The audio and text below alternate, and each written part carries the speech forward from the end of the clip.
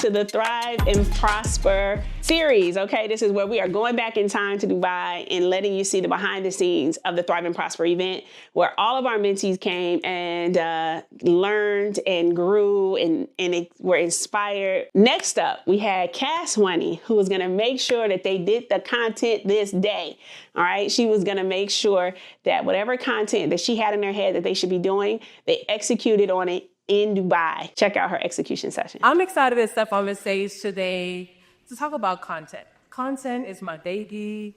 Content is my niche. What I want to do today is simplify how you show up on social media.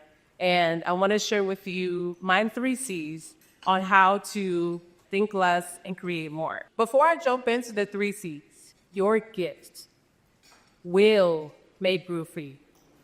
A man's gift makes room for him and brings him before great men. God has placed a gift inside of each and every one of us. My gift made room for me. When I read that for the first time, that was a little hard to believe. I'm not that special to have a gift given from God himself. I may have a little gift of communication. I may have a little gift of creativity, but given from God, I doubt it. God has given every single one of us the gift. And God has also assigned people to your gifts. Your gift is also unique to you. And so my question to you is, are you walking in your purpose? Are you walking in your gifts? Do you know what your gift is? And so jumping right into the 3 C's that is going to help you to stand out on social media and also think less and create more. The first C is clarity. We got to get clear on our gift, y'all. We have to get clear on our gift. Because what happens is we oftentimes try to do what someone else is doing. And we wonder why it's not working. Because it's not your gift. The second C is content. If you know me, you know I love a good document. Don't create, please document, right? Because oftentimes when we hear document, it just kind of makes us freeze up, right? Oh, you're in Dubai. Make sure you capture some content. What does that need? What kind of content, right? But what if I was to tell you, oh, you're in Dubai. Document your journey. Does that feel a little bit more natural? Creating content can feel a little difficult, a little taboo if you're not familiar of what that was like. But simply just documenting what you're already doing, that just feels a little bit more natural. Everything you do is content.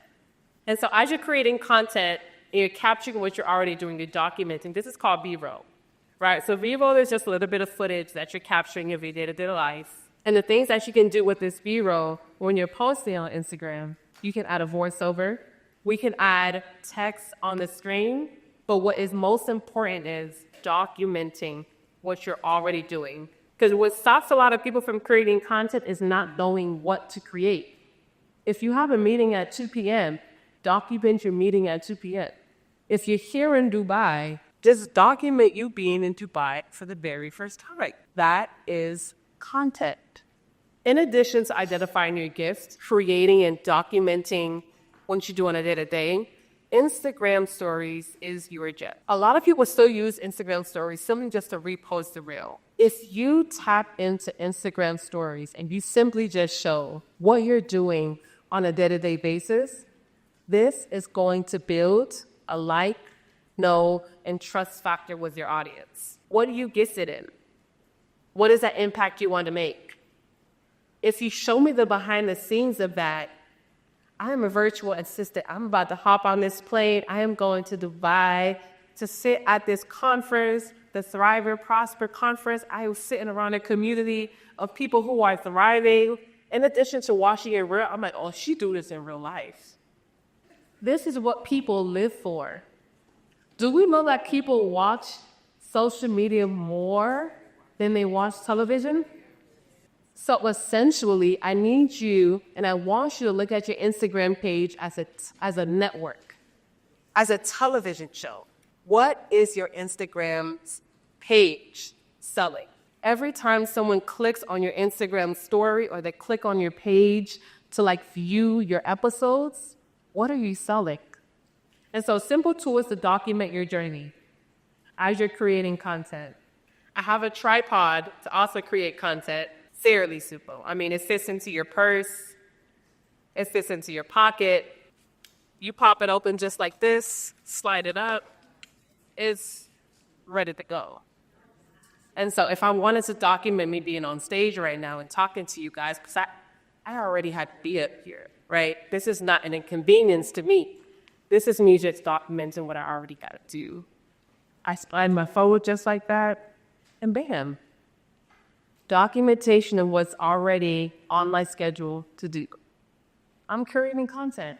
Pop up the tripod, get your phone on it, and document what you're already doing. If you have a meeting, if you have to take care of the kids, you got to click there. If you got to get your equipment ready for a photo shoot that you have, whatever it is that you have to do, you're already going to do it. Just document it. The third C is confidence. You're not competing with other people who are on social media because you know exactly who you are. You know exactly what you bring to the table. And so now my homework, because we do have execution day tomorrow, guys. Number one is to identify what your gift is. Number two, write down all of the ideas. Don't filter it. Doesn't matter how big, how small. When you combine your gifts and your impact, write down every single idea. And of course, number three, I need you to document. And I hope this inspired you to think less and create more. Next up was my boy Kyrie Taylor. I call him the Wikipedia, okay? This man knows everything. So, but we really wanted him to tap into his knowledge of AI.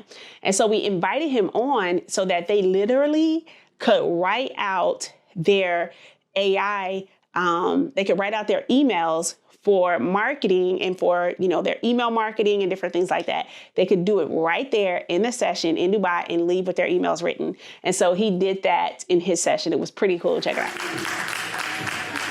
Friendship. How y'all doing? Y'all hear me clearly? Yes. I'm going to move quickly through the concept of what I want to teach y'all today, and then we're going to take action. So what we're doing is email nurturing framework. The framework piece is what we're going to get into today that you may not have leveraged before inside the AI. Everybody uses the predicted text on their cell phone to do what? Save time, right? You start typing, you click the middle button. You click the middle button and it finishes your sentences for you. AI is exactly the same. It may seem like it's smart and intelligent, but all it's doing is recognizing patterns and associating those patterns with predictability. That's essentially all it does. It's designed to build a strong relationship with you and your potential prospects. It's going to guide them through a thoughtful communication process that will allow for the communication journey to be optimized between you and them. So the main thing that you guys are going to have to do here is you're going to have to figure out and understand who your target audience is. This piece of this puzzle is technically 100% on you because no one can know better than you who your golden goose client is. Know they are, identify their needs and challenges, and how to service those pain points, right? So for you guys, those of you who are in Greenville Nation, an example of that would be real estate agents in need of transaction coordination services. Email number one. Before I get into this email, I'm going to give you guys an idea of what the stopgap looks like. There's going to be 6 emails, 5 to 6, and I'll explain why it's 5 to 6 when we get to email number 4. Email number 1, the goal, create a warm, inviting introduction, key elements, compel the subject line, brief services, overview, and a clear call to action. Most important thing about this, we're not measuring success from this email with who actually clicks the call to action. That's not the point of this email because it's a nurturing email. But you do want to put that call to action in there for anybody who's ready to go right now. You don't want to leave that on the table, right? Email number 2, this is your value-driven content email. Provide informative and helpful content. Share tips, insights relevant to the audience's needs. This is where define those needs, their challenges, those problems. This is where that comes in. Encourage interaction and feedback. That is a precursor to the next email. Email 3 is the engagement email. You want to foster a deeper connection. Use those interactive elements, things like surveys, quizzes, click this to see this. Give me your feedback, pick reply, tell me what you think about the original email, things like that. Highlight additional value propositions on what your services can do. Email 4, this is the one that may or may not apply to some or all of you in the room. If you are just starting out, you may not have testimonials to share peers, right? You may not have case studies. So you would keep this on the back burner until such time as you build your client base up where you do. In all these emails, you want to include that call to action for anybody who's ready to go now, because you're in their inbox now. Email 5, this is the soft sell email. This is the one where you don't want to be super pushy. You're getting to the point. For you want to be subtle about what you're offering. And this is the reason why you focus in this email on the benefits and positive outcomes. Provide a low pressure call to action. This is the one where it's like, you're not pushing. It's not like, hey, sign up now. That's for the next one. Email number 6, create urgency with a compelling offer. Highlight the special promotion and discounts and encourage immediate action with a clear call to action. This is the one where it says, hey, I know you've been looking at my stuff. Hopefully you've seen some value. I'm offering a special promotion of X amount off, or this amount of contracts for this discount. It's only for a limited time. You want to induce FOMO here, right? Hopefully at this point, you've been provided value. They see like this person has their stuff together. They know what they're doing with it. This may be my person to go to. Mind you, all of these are recommendations. You can massage this data to whatever you want. You can say, okay, this is good, but I would rather it be a more enthusiastic tone. I would rather it be in more upbeat tone. I would rather it be a little less formal. These things are modifiers. What you want to do with this, take this and put it in an Excel spreadsheet. And now through automation, you can take those things and set them up inside your system. Yes. And you can take the same framework, modify from welcome emails. Let's say, hey, I need to create a 3 email nurturing sequence for follow-up emails. It already knows what your target niche is. It already knows who your target audience is. It already knows what your services are. So now it will be able to take that and give you the same format for that next step of the process. You can put that in there as the secret sauce to your success line so that aha moment happens when that prospect says, oh, they do this too? Oh, that's a different take. I've never seen that. And they need to leverage it that way. You might spend 2 or 3 hours on this, but once you do it, it's done. Somebody gets tagged in that system as a new prospect, they will automatically be pushed into that leader for family. That's it, guys. Okay, so execution session is in the books, and we are now headed out to go to our real estate tour. This was super duper dope. Marquise was our host for the real estate tour. And what was cool is what he did was on the bus going out to the area where we were going to look at the development, he was like your old school LA big bus tour guide. Like he was on the mic, answering questions, doing all the things, and then check us out, getting to the tour, seeing the development. Incredible. I can't wait to invest in this. It's the first solar city, fully solar powered city in the world. It's insane. Check it out.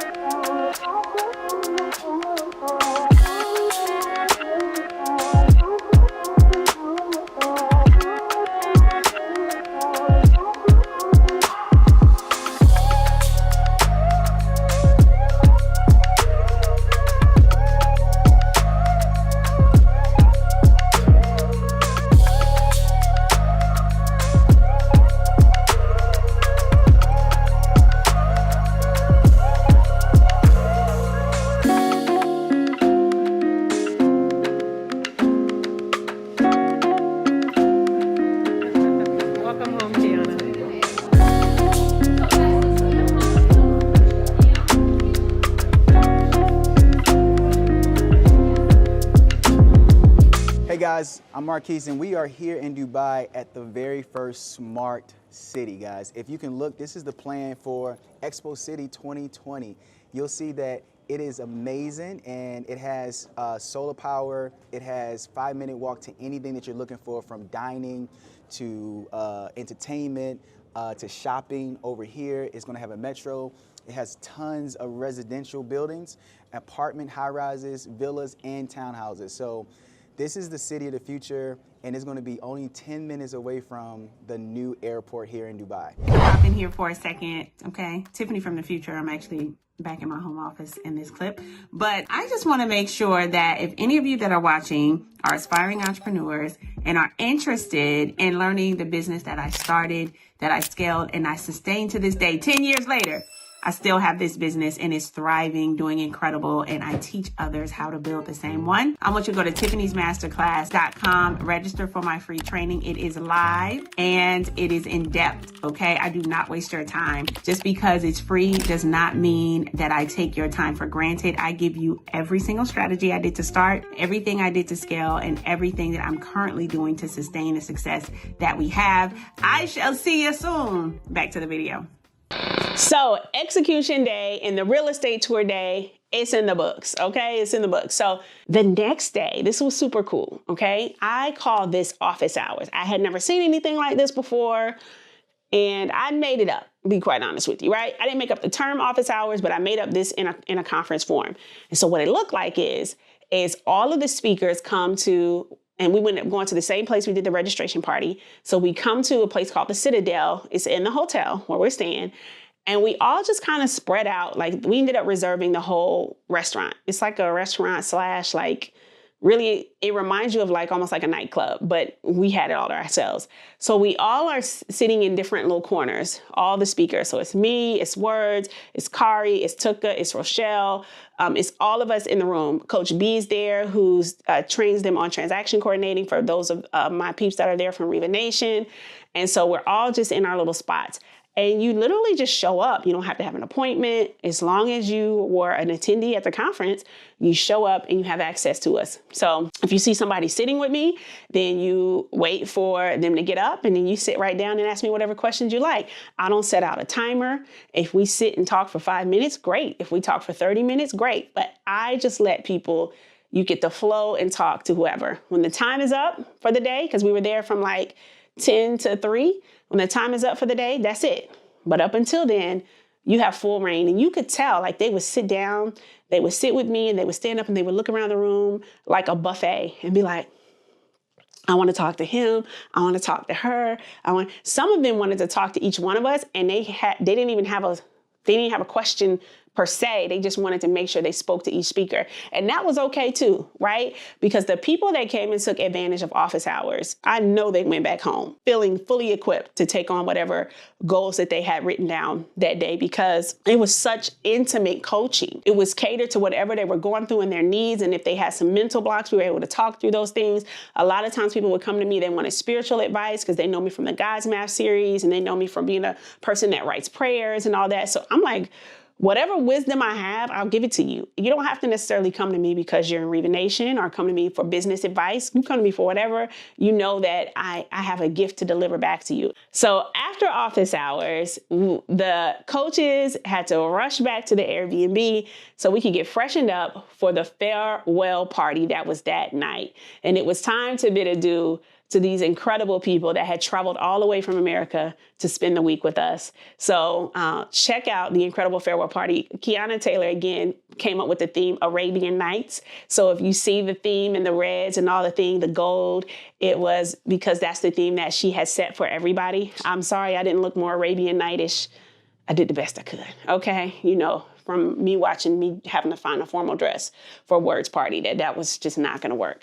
But I did my best, okay? I still had a great time. And what we ended up doing is while we did the party, we actually got on stage and did Q&As. We did some where they had to see what they learned from the conference. And then we also did some fun things like, which coach are we talking about? And we told fun facts about each other. It was just a fun way to end the evening. And then we danced the night away. I'm telling you, the staff and the kids and all our babies danced more than anybody else, okay? They outdanced everybody. We danced the night away, but I want you to see it for yourself. Check it out.